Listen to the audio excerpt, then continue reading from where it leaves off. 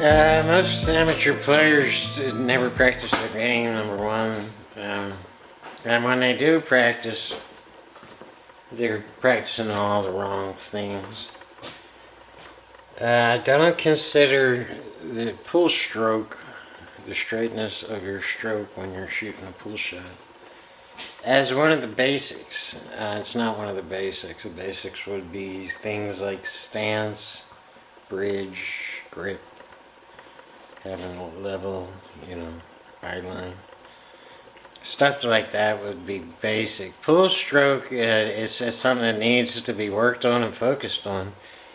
And most amateur players just have a really bad stroke. But they don't know it. It's not obvious. So they get down on a shot and they miss it, and while thinking that their stroke is straight, they're also thinking, well, why do I suck at this? There must be more to it. There's some kind of secret, And scammers over the years have capitalized on the fact that these guys don't know their stroke is not straight. And there is a secret, it's in their aiming. And almost always, unless you have a physical handicap, something's wrong with your eyesight. Your aiming is right. It's just that you're not executing a shot where you're aiming it, and that's because your stroke is not good. If your stroke is not good, you're not hitting the cue ball where you intend to hit it to make the shot. And it's really a major, major insult to the guys who are great at this game. So the amateur goes away thinking, there's a secret. As if the pros, know some kind of secret that they didn't have to work on their stroke or their game or their mental game or their physical game, whatever. That they were just born with this magical gift from some, unknown pool guy. And they did work hard. They had to work hard. They work harder than you do if you're not one of them. And so you're taking away all that, all the things that they had to sacrifice over the years to be great. All the countless hours of working on their game, it's just throwing that away. The pros are just gifted and you're not. And that just opens the door for scammers to sell you shit that's, it's just a blatant lie.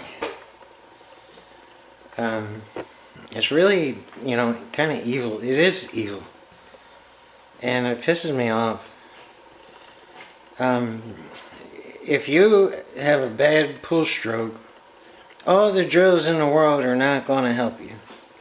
All the practice in the world is not going to help you. All the matches, all the tournaments, everything. Because without a straight stroke, you're not going to... So what happens is we compensate. Our bodies know the stroke is not straight. So, we're going to miss a shot unless we twist our wrist, or we aim somewhere else, or we try to spin cue balls, we try to spin the cue ball to deflect the object ball, so we're actually missing the shot on purpose but making it because the stroke is not straight.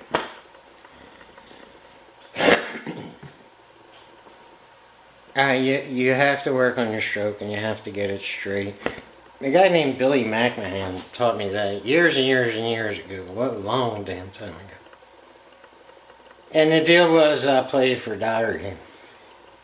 Knowing I was going to lose my money to Billy because he's a great player. But the deal was he had to tell me what I'm doing wrong. At the end of the match I'll throw you $20 and just play you until somebody walks in here to play you.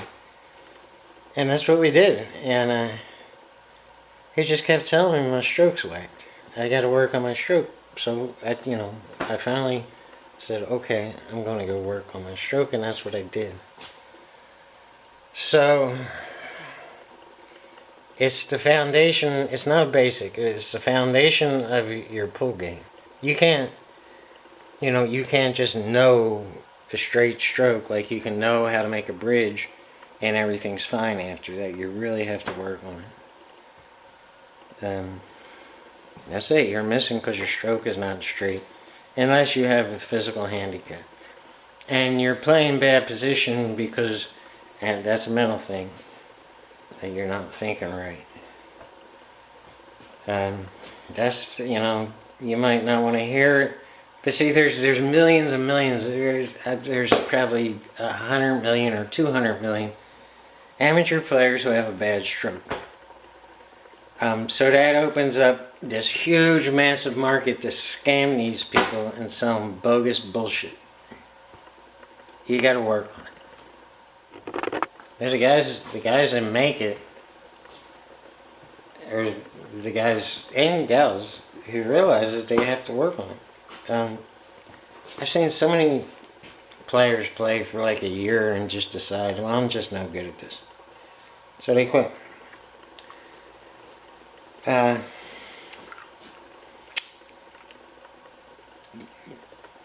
Why do you expect to be good at something when you're not practicing number one? You played for a year.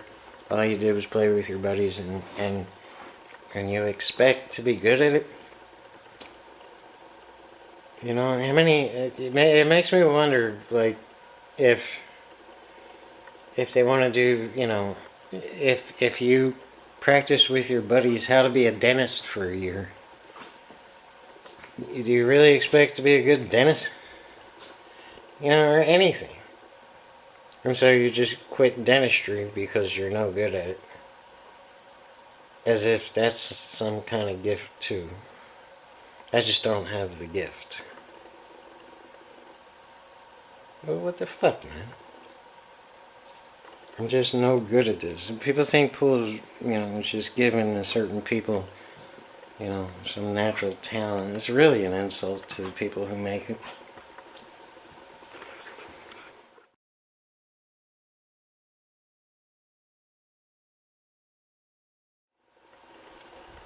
Hey, Ronald. The grip on my pool cue changes depending on the shot that I'm faced with. In some shots demand that I grip the cue further up on, the butt of the cue, and some, usually in long shots, my grip is back by the bumper of the cue, all the way back. And I've never really analyzed it. I'm just kind of doing what feels right, or what's going to help,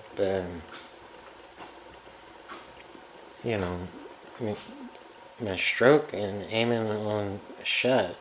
If the cue ball is real close to the object ball, I find myself with this really odd kind of grip where my grip hand is really up close toward the shaft of the cue. And for some reason, subconsciously, I just feel like, it's easier to aim the shot and stroke the shot in that case. But my point is, it changes with each shot. There's no doubt about it. And the tightness of the grip changes too. Sometimes it's loose. If I feel I'm faced with a shot where I can have a loose grip, because the margin of error is bigger. But if I need, if I have no margin of error on the shot itself, not the position, I'll use all four fingers on the butt of the cue. And with other shots, I'll just use one finger with my first finger wrapped around to meet my thumb. And on the break, I keep a loose grip, and it's probably a fault, so I wouldn't recommend doing that, but I need that wrist snapping on the break. And I'm going to go over all this in the break series. I have a kind of an unorthodox break where I'm breaking like Evgeny Stalev, is that his name? Evgeny Stalev. probably the most underestimated pro in the world. He's from Russia. He brakes like me, and I can say like me. He does it like me because I'm older than him. Yeah, if he was older than me, I'd say I brake like Evgeny Stalov. I'm not even sure I'm pronouncing his name right. Keith McCready calls him Jenny, I think. Evgeny, Evgeny, and I think it's Stolev. Yeah, we have very similar brakes. When he wants to, he doesn't do it all the time, but he has that real big arch up, and his grip is loose, and he comes down and smacks the hell out of the balls. If he can get more accurate, he could be #1 player on the Pro Tour. More accurate with the brake. He's a very, very, very strong player. But I got off topic. I do this, man, because one thought like leads to another, and I'll just keep on rambling about what's happening in thou mind. Yeah, the grip changes per shot. For me, I'm not real sure that's, I'm not saying you should do it like me. I'll get back with more on this.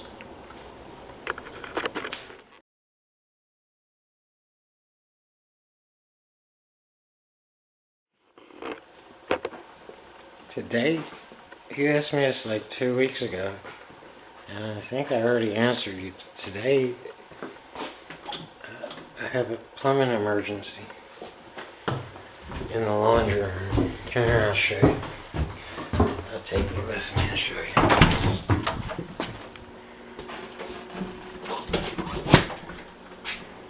I think I have one of my old striped tube socks stuck in a drainage pipe.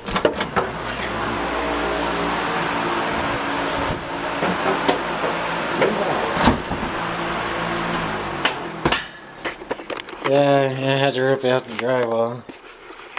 This vent pipe came unloose. I need a new T-unit, and I'm probably going to have to re-thread this pipe here. And that pipe has to be snaked, which has already been done, but it wasn't long enough because it's like 70 feet going out toward the sewer thing. And this one has to be snaked. So my snake, it was just like a manual handheld snake. It was only 15 feet long, and it wouldn't reach the clog. And then I'll probably put the drywall work on YouTube, make a video out of it. People think it's hard to do. It's really not. Just have to know a couple tricks. But yeah, we had a flood in here. I'm not going down in that crawl space. This is why I would never be I could never be a plumber, because I ain't going down there with all the snakes and rats. And not saying that there. I mean, I'll get the water out of it and just pump it out, but I ain't crawling down in there. I'm good at plumbing, but I would never do it for a living. You can have it, So yeah, that's what I'm doing today and probably most of the night. But you can always come over for a drink, you know that. Just give me an hour's notice. You don't need an invitation. A drink or 6 or 7.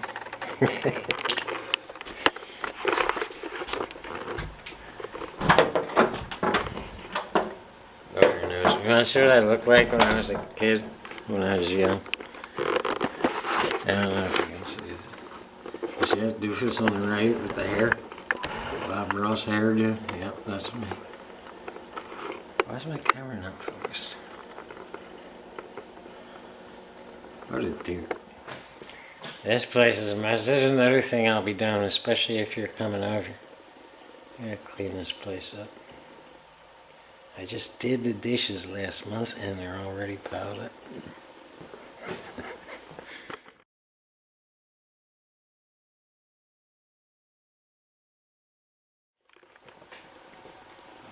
I don't drink in the daytime. Unless, if there's nothing else to do and I'm not going out driving somewhere. I don't drink. And if I am going out, and playing pool or something like that, I don't. I mean, I might have a beer or two with my friends, but no serious drinking while I'm out because I know I have to drive home. I don't have a chauffeur. Well, I just won't do it. No, when you get older, you get more responsible, and you see more things in life, and it's not about me. It's about I don't want to hurt any innocent people out there driving drunk. And plus, I mean, who needs to go to jail for DUI and fuck all that, man? And well, not all my friends, but too many of my friends, have gone down that hard road. And some of us are no longer with us, and I ain't going there. And it makes it hard for a pool player because, they drink. Because, it's most of the action in bars and stuff are at nighttime, of course. And that's why I've been sticking more to like real pool rooms. But real pool rooms are disappearing. If they don't sell alcohol, they can't stay afloat, and they're going out of business. And so usually they try to have poker games in the back and stuff, but then the politicians change over the years, and they start cracking down on this kind of stuff, and they get raided and busted and fined, and they wind up in jail themselves, and they're going under. They're going under big time. They just can't. You can't stay afloat just charging by the pool tables, even if you're off the beaten path, and then a non-commercial area where rent is cheap. You just can't do it. You have to be doing something else, and alcohol is where all these places make their money, make their profit, selling drinks, beers, and especially mixed drinks. That's where all the profit is. So, maybe in the 1950s and 60s, you could get by having a card game in the back, usually a high-stakes card game, and get some real players in there and get the word around. You just can't do it anymore. It's a shame. It's a shame. Times are changing. So, and what there I am again getting off topic. My whole point is you go out playing pool at nighttime, you're going to be around all that alcohol. And I'm a drinker, and it's tempting, and, you really want to do this sober, and you have to, because you want to live another day. It's an issue. And that's why, a big reason I don't do it anymore. Not much of it. It's tempting to go back out in the grind, but I couldn't imagine, staying sober in a room full of drunk pool players. They used to have a place, I think it's actually still in KBC's Knoxville Billiards Club, where they didn't have alcohol, and that's why they could stay open 24/7. But everything has changed since those days. I'm going back a while. And it was great for pool players, is where all the action was, and I spent every single day in there for the first 4 years they were open, and I believe I was their first customer. And I just became a staple of that place for 4 years. And got to be around all the great players, and I learned a lot of stuff and had a lot of fun, and it was a great place to just be. It was owned by Burl Gabbert and Susan. his wife at the time. Big steak horse.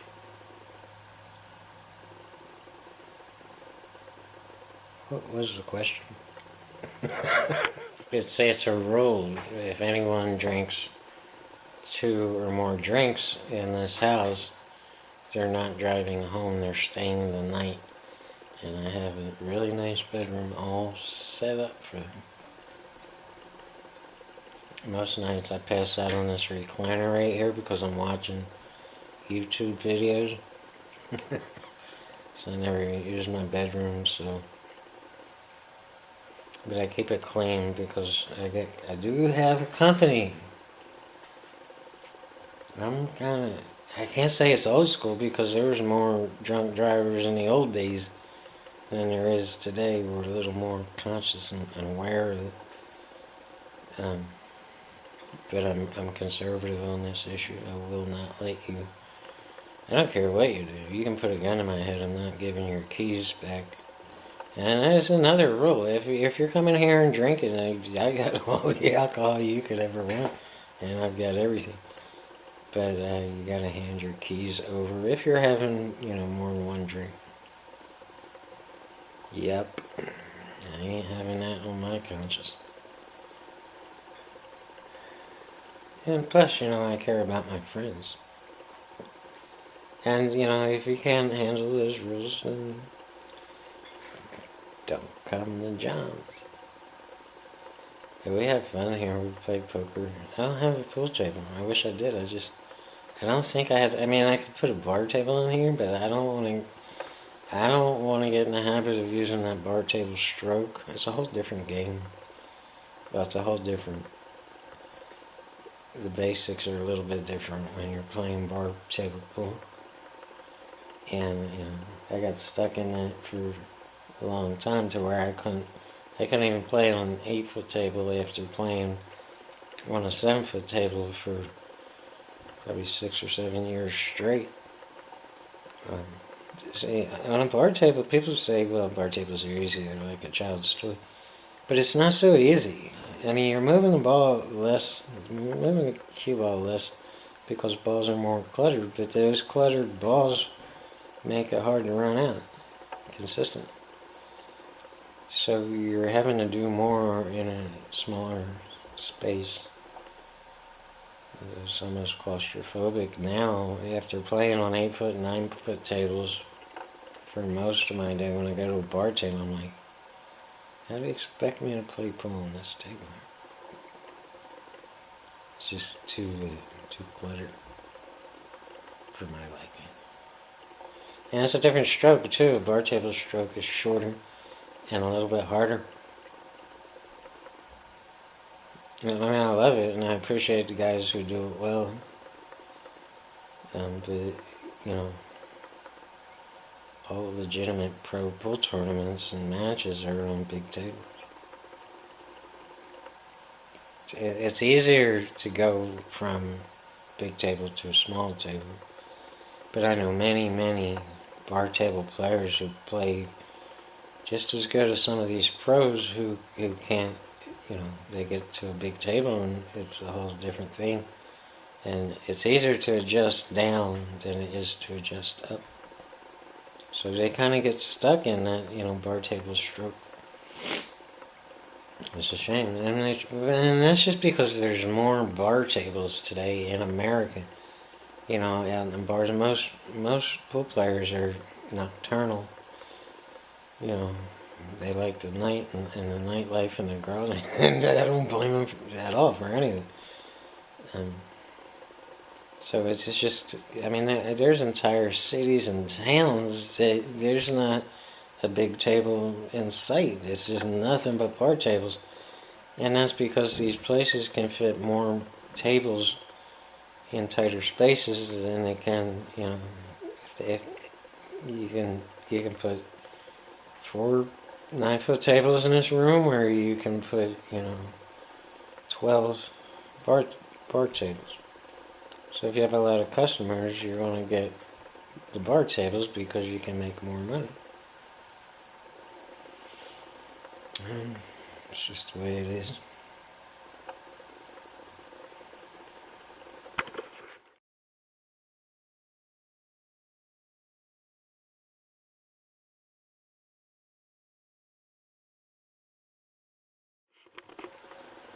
this gets a little complicated, and I have to assume that you have a straight stroke.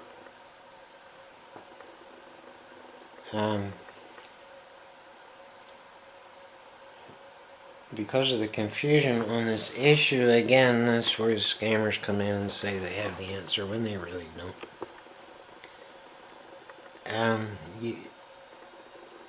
You can't forget that when you're hitting the cue ball on the edge of the object ball, you're imparting spin and deflection on the object.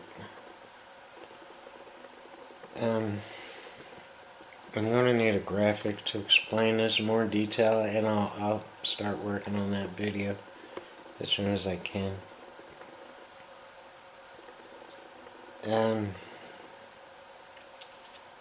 You can't forget that it's the edge of the cue ball that's hitting the edge of the object ball, right?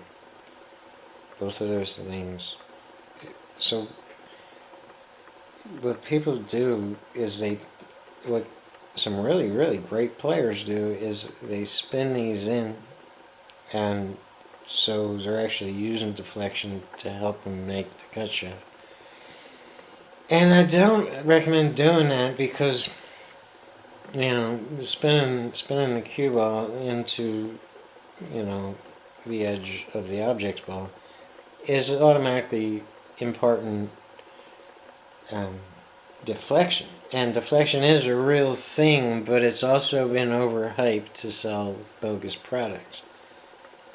You know, deflection has been here since the beginning of time. You're hitting the side of a round object. Naturally, it's going to deflect to the opposite side. Think of it like a top. You know, the child's toy that just spins around. If you hit the top on the side, you know, before or actually as the top starts spinning, it's going to move. If you hit the top on the left side, the top is going to move to the right side as it starts spinning. It doesn't matter if you hit it with a pencil or a pen or a coffee mug or a low deflection cue or a tree branch or a pipe or whatever you hit it with, that top is going to move a little bit to the side as it starts spinning. So it plays a factor if you're going to try to spin that ball. And see, the problem with spinning balls in is it's really hard to be consistent with it because you're using different amounts of English every time, you know, you shoot the cue ball. Okay, I'm going to cut right here. I'll be right back. See, cut shots are complicated. When you're shooting center ball, it's complicated. So when you start putting English on them, it just brings in like 10 or 20 more factors on shooting it accurately. When people start spinning them in, you know, I mean, you use English to get position, the right position on the following shot, which should line you up for the next shot. And that's the whole reason for English. And so when you start using English to make balls, now you're really opening a can of worms and just complicating everything. And it's going to cause bad habits, and that holds true even if it's a straight-in shot. You don't want to put English on a straight-in shot. It's going to, you know, it's going to spin the object ball, and there's, you know, your chances of missing it are increased greatly. But sometimes you have to, you know, to get position, and now you have to change your aim a little bit to compensate for that. And this is all assuming that you have a straight stroke. Yeah, I'm going to have to show you in a video, and we're going to get right down. When you get down to the physics of any pull shot, things get complicated. I could write a book on this whole issue, and it probably won't do anything except further complicate the issue.